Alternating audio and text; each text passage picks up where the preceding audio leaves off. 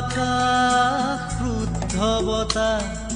ত্ৰস্ত ৰাতিৰ স্তব্ধ জোনাক অন্ধ মনৰ বন্ধ কোঠা